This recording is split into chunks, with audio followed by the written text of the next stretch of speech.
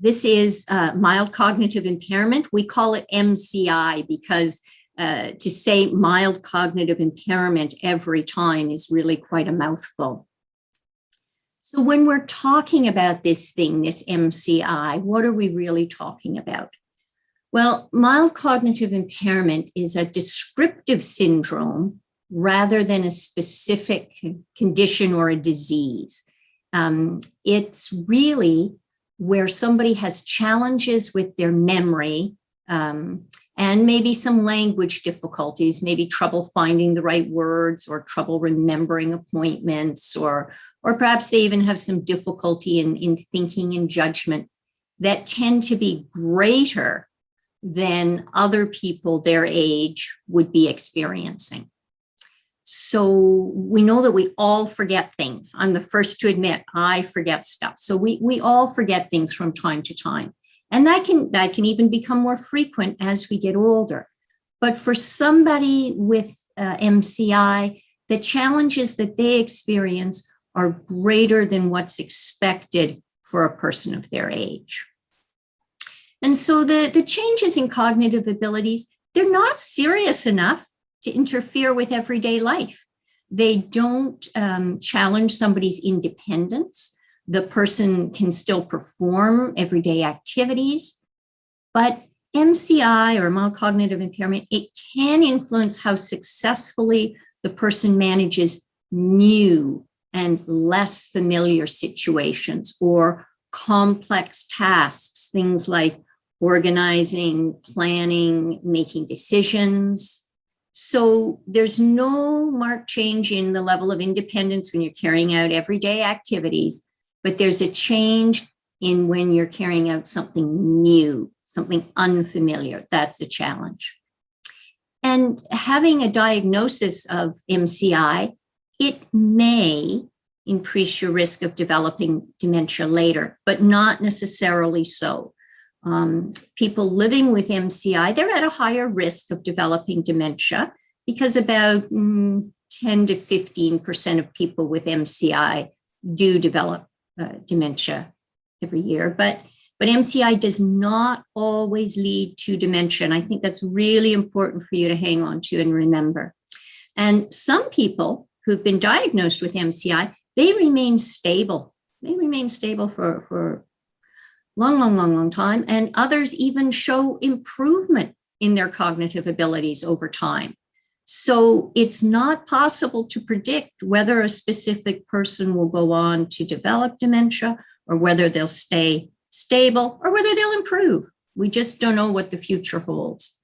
One thing we do know is that having a healthy lifestyle can definitely improve cognitive functioning. So we'll talk about that a little bit later too.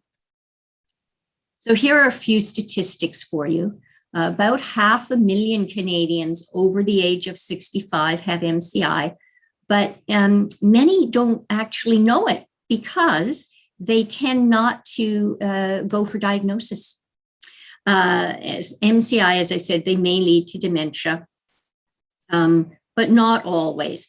And so I think we need to just be aware of changes and not panic about the changes. It's something that your medical practitioner or whoever gave you a diagnosis, if you've heard that you have MCI, that's something that they will follow with you as time marches on. So we're going to show you a little film. Obviously, it's called What is Mild Cognitive Impairment?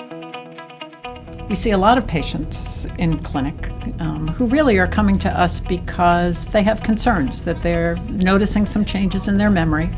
And many of them are particularly concerned because they have a family history and, they're concerned. I saw this happen to my mother. I'm worried that this is happening to me. And they really come in asking the question, is this just normal aging, or is this something that I really need to be concerned about? A number of years ago, people used to refer to these people as the worried well. But what research has shown is that really, there are many changes associated with aging. The same way as we can still walk a mile, but maybe we don't walk that mile as fast as we used to 10 years ago or 20 years ago. We can still learn new things, we can still process information, but perhaps we do it a little bit differently than we did when we were younger.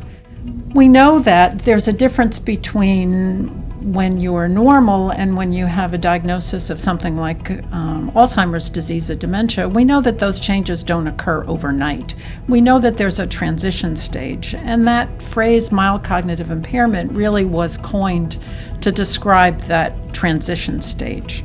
It's what we describe as a risk factor, so that people who have mild cognitive impairment may be at increased risk, and they need to be monitored a little bit more carefully because there is a chance that they would go on to develop more significant problems. But we also know that there are some people who have mild cognitive impairment and they don't get worse. We really encourage people to be seen by their doctors when they have concerns, because even if you get a diagnosis of mild cognitive impairment, part of the evaluation is to really determine why. Is there something that could be causing those memory problems? And so being seen by your primary care physician, by a neurologist, by a psychiatrist is important, because perhaps you're on a medicine that could affect your memory and that you could easily be changed to a different medicine. Perhaps you're having some symptoms of mild depression. One of the symptoms of depression is difficulty with concentration. If you're not concentrating, you're not going to be able to remember. There are some other medical conditions. Some thyroid dysfunctions can cause memory problems, and those are things that are easily treatable. And so it's important to find out what it is exactly you're dealing with.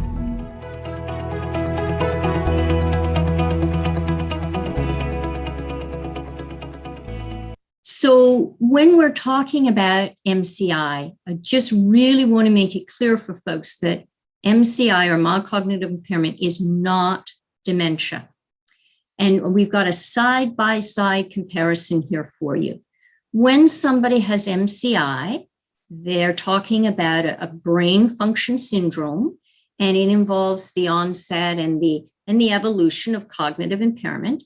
But the impairments are not significant enough to interfere with their daily activities. On the other side of the screen, we talk about dementia. When you're talking about dementia, you're talking about a group of symptoms that include progressive loss of memory, judgment, reasoning, ability to communicate, ability to function, and changes in mood and behavior. So when you look at them side by side, you can see that they are not the same thing at all. So if you want to look at this as a continuum, sort of, you can see that the darkest blue arrow is normal aging, and there's no symptoms at all. And then we have the MCI, and that's where memory or other cognitive complaints start to be seen. People look a little off the usual scale. It's a little abnormal when there's formal testing, but impairment is not severe enough to get in the way of daily function. If it's dementia, though, then memory and other cognitive difficulties are severe enough to impact daily life. And this graphic is designed to help you visualize the difference between normal aging, MCI, and dementia. And they are distinguished, they are distinct from each other. And so we just want you to recognize that there's a real difference. The MCI, you don't have significant functional decline. The dementia, yes, you do need support with everyday activities. So some challenges for people who live with MCI, and we're going to look at these in a certain amount of detail. Short-term memory loss, difficulty multitasking, challenges with information processing, disorientation, that's not recognizing where you are in time or space, and changes in judgment. So what we'll do is we'll just look at these in some detail. So let's think about the symptoms. Forgetting things more often, forgetting important things like important appointments, social engagements, things that you would feel very badly afterwards if you went, oh no, I was supposed to and I didn't. They kind of come back to your mind a little late sometimes. Losing train of thought or threads of conversation, and maybe having trouble retaining the plot of a book or following the adventure or the action in a movie. Maybe feeling increasingly overwhelmed by making decisions and planning the steps to accomplish a task, or having some trouble interpreting instructions. Might notice beginning to have trouble finding your way around familiar environments. Perhaps you'll notice becoming more impulsive or showing poor judgment. And family and friends begin to notice these changes. So other things that can come along with MCI, perhaps, not always, but you may also experience maybe depression, irritability, a little agitation, anxiety, and apathy. And apathy in this sense is just really losing the ability to initiate. You don't initiate things. So there really isn't one single test for MCI. A medical professional can diagnose MCI by evaluating both cognitive and behavioral changes. And just like the film said, there are many reasons somebody might have changes in their thinking. So they want to consider all possible causes, as well as the severity and the frequency of symptoms that a person may be experiencing. So there's no single test that diagnoses MCI. If it is suspected, then there are several physical and cognitive tests that could be performed. And usually the assessment and the diagnosis period involves a period of monitoring. They're looking for change over time. The medical team will want to make sure that they rule out any other possible causes for memory changes. So if you have concerns about your memory or you're supporting somebody with concerns, it's definitely important to speak to your doctor. And one of the things you'll notice, there's a little tiny star behind the brain imaging. They've given a list of some of the tests that you might have. And I wanted to talk about brain imaging because many people say, oh, well, they sent me for an MRI, or, oh, they sent me for a CAT scan. They're not looking to prove something. They're looking to eliminate things. So when you get sent for those tests, it's usually because they want to make sure there's not stroke, there's not a brain tumor, there's not normal pressure hydrocephalus. They're looking to eliminate other possibilities. That's not a way to get a definitive diagnosis. So there are some risk factors. Age is the #1 risk factor. So age is your top risk factor. If you are diabetic, if you have high blood pressure, if you're a bit of a couch potato, if you don't tend to move much, not getting enough physical exercise, if you are somebody who has an APOE4 gene, if you're a smoker, a current smoker, if you have high cholesterol, or they've put here infrequent mental stimulation, if you're not challenging your brain using your brain. So one of the things that we can do to make sure that we have a really healthy brain is to follow these 5 tips. There are many more tips, but these are the top 5. So let's start with physical activity. That can really help us feel better. It can reduce stress. It can help maintain health. It can help prevent muscle weakness and health complications. You really want to make sure that you have doctor's permission to do any physical activity, but they recommend between 30 and 60 minutes of daily activity. We have a picture of somebody in the pool. It's not the kind of bathing cap that the Olympians are wearing right now, but anything that you do to get yourself moving, swimming, running, walking, as long as it's something you enjoy, so you're likely to do it. Maybe you're a pickleball player. Maybe you like to do a lot of gardening. Just keep moving, yet moving and keep moving. That's really important. Next, you'll want to protect your head. You want to reduce your risk of falling. So you want to make sure that there aren't cords on the floor or scatter rugs that you might trip on, that your shoes fit well, that when you go into the car, you put your seatbelt on, that if you ride a bike, maybe there's a great exercise, you wear the helmet that's recommended. So you always want to be doing something to ensure that you don't take a blow to your head, because your brain is actually the texture of kind of like Jell-O, room temperature butter. It's not really hard, and it could be injured easily. So we want to take good care of our brain. You definitely want to challenge your brain. So good for you folks coming out today and coming to learn more about MCI. You're doing something healthy for your brain right now just by participating. It says, be a lifelong learner. I can't recommend that heartily enough. I was just reading an article the other day that said how important cognitive stimulation is, that people who read and learn new things, maybe it's learning a new card game, maybe it's learning a new dance step, maybe it's something that will tie into something else like being physically active, but challenging your brain by doing new and different things, making sure there's a variety in your life. That's really important. Definitely staying socially active. And I know we're just starting to come through the COVID situation. We're just starting to maybe be able to get back together with family and friends. Really, if you can't see them in person, I hope you're phoning people or writing people or Zooming with people, whatever way you can to stay connected. It's very important.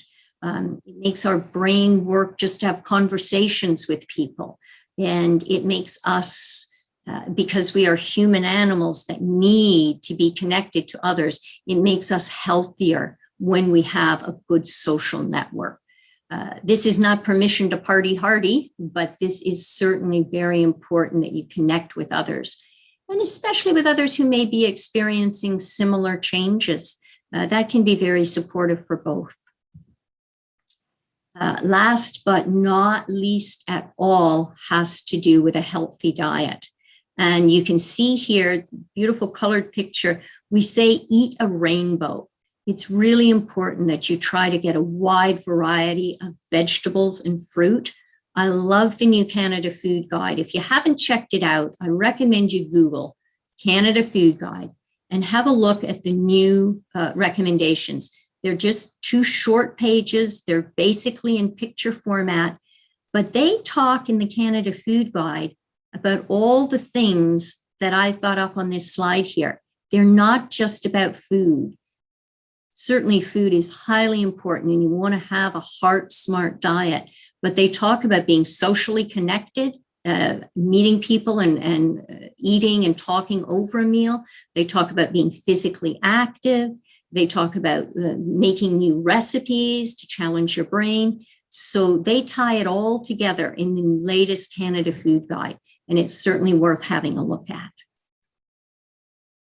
So speaking of challenge your brain, let's challenge your brain a little bit. You don't have to do this right now, but just when you've got a moment, maybe you're standing in a line somewhere, maybe you're even at a red light in traffic, say the days of the week backwards. And then do it in alphabetical order. Try doing it just in your head, no pencil and paper.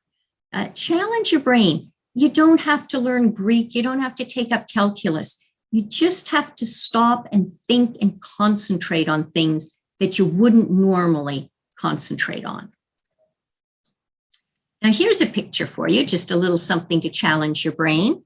And I'm willing to bet that people see different things when they look at this.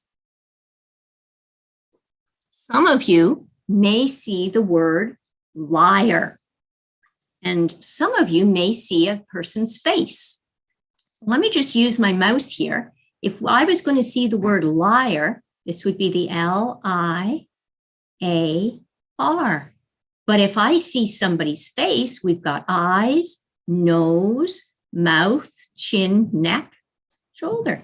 So there are different ways of seeing things. And one of the things we're going to invite you to do is to, when you look at things, try to see them with new eyes. See if there's more to it. See if you can see it in depth. See if you can make a poem about it. See if you can think about it in a new way. See if you want to take a picture of it. Everything that you look at, don't just glance off and move away. Study it a bit. Concentrate on it a bit. Here's another challenge for you. So we've got some letters across the bottom of the screen. And in that group of letters, we invite you to cross out 6 letters so that the remaining letters, without altering their order, will spell a common word. Now, I'm going to give you just a moment or two right now to take a look at that and see right now if you were going to cross out 6 letters so that the remaining letters, without altering their order, would spell a common word. See if any of you can think that one out. Don't worry, I won't leave you hanging. Here it is. It's actually a pretty familiar word. It's something I had at breakfast. It's banana. The word that remains is banana. I think you can see that we literally crossed out 6 letters. 1, 2, 3, 4, 5, 6, 7. SIXLETTERS. So when we crossed out 6 letters, SIXLETTERS, we're left with bananas. So doing cognitive challenge can be fun. You can get a puzzle book. You can teach yourself to do Sudoku. You can decide to do crosswords at supper time instead of watching TV. Anything to challenge your brain is a good idea.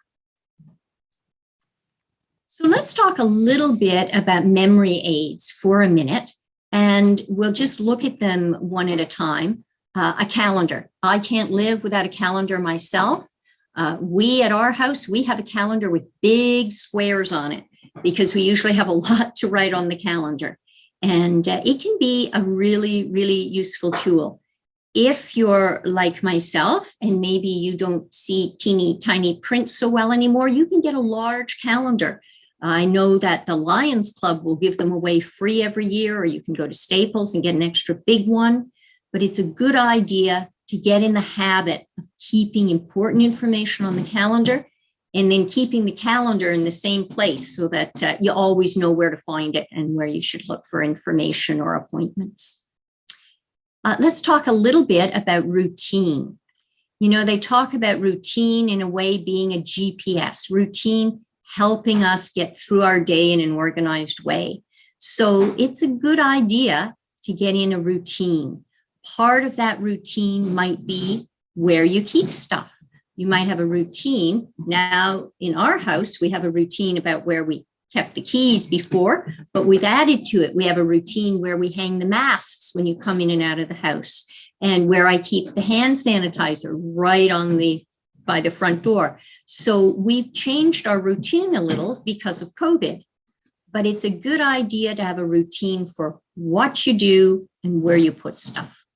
Very handy about helping reduce the number of times you lose your glasses, your keys, your wallet, if you always put them in the same place when you step through the door.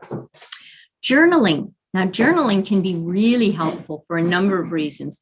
Journaling can help you remember things, and journaling can help you process emotion. So it's really a good thing, especially if you don't necessarily share your journal. Then you don't stress about, is my English well written? Is my spelling perfect? It's a way to get your ideas and your emotions down, out of your head so you can relax and onto the paper. And a beautiful journal never hurts, always a good gift for someone. Sticky notes. Well, bless the person that invented Post-it notes. I know it was an accident. They didn't mean to, but they invented Post-it notes and the world has never been the same since. Sticky notes can be extremely helpful. In fact, sticky notes are so useful to help people remember to do things because you can put them anywhere. You can put it on the front door so it's right in front of your face before you go out to remind you of something, or you can keep one on the fridge for a running shopping list. Sticky notes are so useful that it's now an app on people's phone and an app on the computer. So using sticky notes, nothing wrong with that. Medication reminders. Again, these can be extremely useful. And medication reminders come in all shapes, forms, sizes, styles. It could be like a little pill dossette where you flip it open and put in your pills for the day or your pills for the week, depending on the kind of dossette you buy. It could be an alarm. I take medication regularly, and sometimes it's hard to remember if I have or haven't had mine yet. And so I have a special little alarm that rings every night just to remind me to take my meds. And then managing stress. This actually is huge. When we're stressed, I bet you know this already, I'm not giving you new information. When we're stressed, we just don't think as well. We're not as clear, we're not as sharp, we're almost like we're in a brain fog. We have even more trouble concentrating and remembering than ever. So if we can manage our stress, and exercise is a great way to manage stress, but so is meditation, being mindful, listening to music that you enjoy, doing yoga, even just sometimes visiting and talking with friends. Anything you can do to reduce your stress level is going to help with memory. So I'm going to go on and I'm going to talk about some other things. This is, again, memory aids, and this has to do with technology. The last was a little not as technology focused. Those were everyday things that you would have in your home anyway and you would do anyway. But this you may or may not be comfortable with depending on what kind of technology you have. I know that you have to have some degree because you're on Zoom with us today. You might have joined on a computer or a tablet or a laptop or even on your phone. So you're familiar a little bit with technology. It can be your friend. Your phone, if you've got a smartphone, your phone can be an external memory for you. When you're challenged to remember things, you can jot a note in the phone. When you're challenged to remember, you can put an alarm on the phone. When you're challenged to remember, you can add it to the calendar in the phone. So your phone can be a very useful thing to support memory. And the same goes for a tablet. You can not only keep on your phone or on your tablet, you can not only keep reminders of things, but you can keep histories of things. So if you want your medical history on there, if you want contact information, those are the sorts of things that we don't want to spend a lot of time trying to remember if we can easily access it on our phone or our tablet. Same with the laptop, same idea. And you can not only use the phone, the tablet, the laptop, and the computer for external memory sources, you can use it for stimulation. You can do games. You can connect with other people.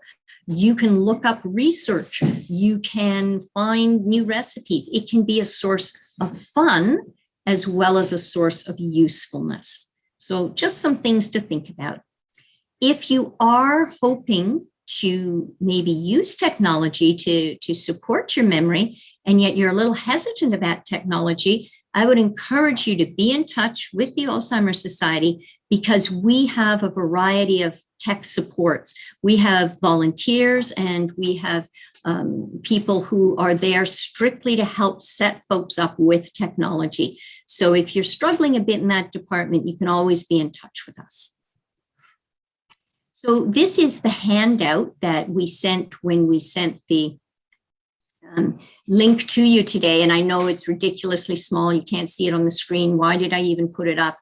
Just to remind you that there is a handout attached to the slide set. This is it on mild cognitive impairment. When we're done, I'm going to bring it up and show it to you large, and then you have it for your reference. This is also something that I think is pretty cool. This is a resource, and we've given you, and it's a live link that will work for you. We've given you a link to where you can find these. It says By Us, For Us Guides, and we call them Buffus for short. And Buffu stands for By Us, For Us.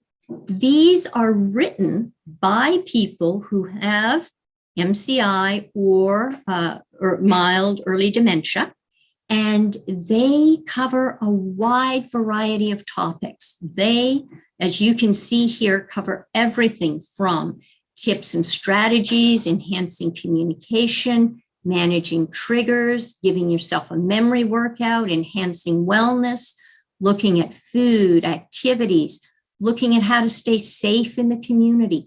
All these different guides are available to you at no charge. And because they're just on this page and they're in PDF, that's a protected file format, you can just look at them there, or you can print them off. And because they're written by people who are experiencing the journey themselves, I think the words and the suggestions will ring true for you, and you might find them very comfortable to read and to look at.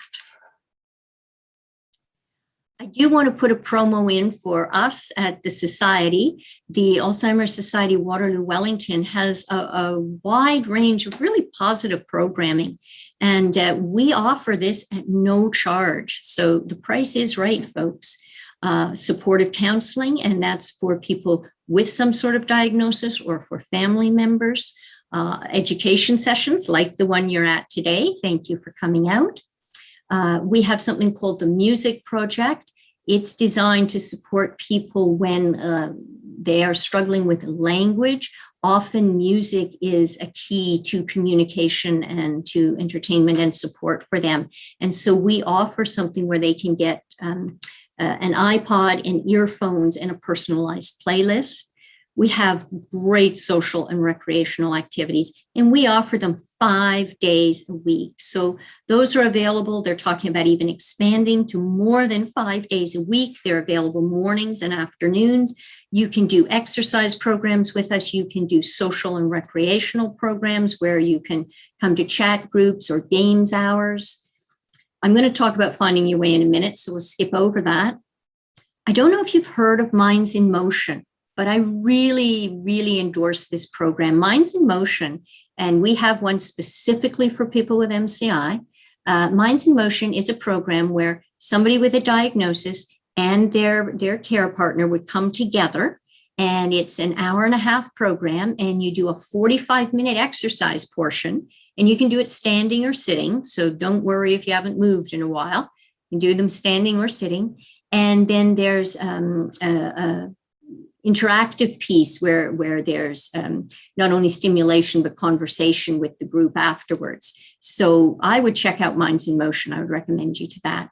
We have events, a resource library, group sessions, support groups. Although our offices are not open right now, we are working towards reopening the offices, and we are here to support you folks via phone and via email. So if you need information or you have questions, please don't hesitate. Just call the office. Whatever phone you use, pick it up and call the office, and they can hook you up with the right person to help you. Now, Sydney's going to talk about ropes before I pick it back up again. This is a great program. Sydney? Sounds good. Thank you, Robin. So I'm just going to take a minute and speak about one of the newer programs to the Alzheimer Society of Waterloo Wellington. We are now able to offer a program called Learning the Ropes for people living with mild cognitive impairment. So this was a program that was developed by Baycrest in Toronto. And what it is it's a 6-week program intended for those with a diagnosis of mild cognitive impairment and their care partner. And what we do during the 6 weeks is we focus on optimizing our cognitive health. And we do this through sharing different lifestyle choices. We share some really everyday practical memory tips and strategies, but we also provide social support to each other.